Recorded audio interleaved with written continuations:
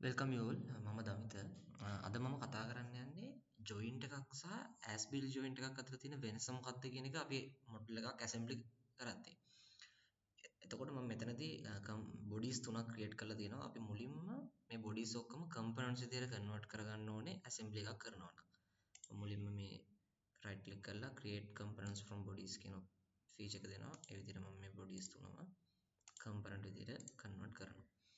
ඔයාලට පේනවා මෙතන ඇන්ක් එකක් වැටලා තියෙනවා. ඒ කියන්නේ එයා ග්‍රවුන්ඩ් වෙලා තියෙන. ඒ කියන්නේ අපිට එයාව මූව් කරන්න බෑ. හැබැයි අපිට මේගොල්ලන්ව මූව් කරන්න පුළුවන්.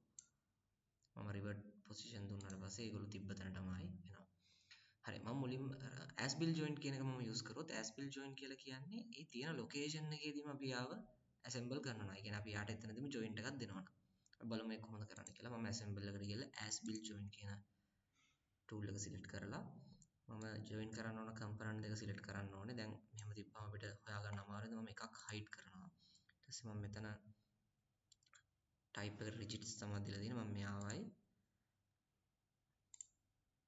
ඊට පස්සේ මම මෙයාව unhide කරලා මට එතනදී surface එකක් විදිහට select කරන්න ඕනේ නැහැ. මට කෙලින්ම component එකම select කරන්න පුළුවන්. මොකද rigid joint එකක් දෙනකොට තියෙන location එකේමයි to selected කියලා පෙන්නනවා.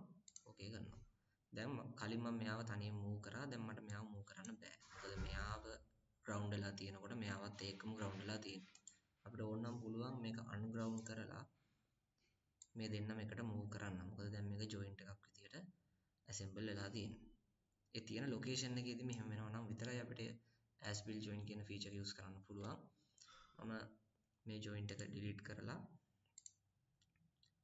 මම මේ component එකත් remove කරනවා. දැන් අපි බලමු මේ දෙන්න ඉන්නේ තැන් දෙකක.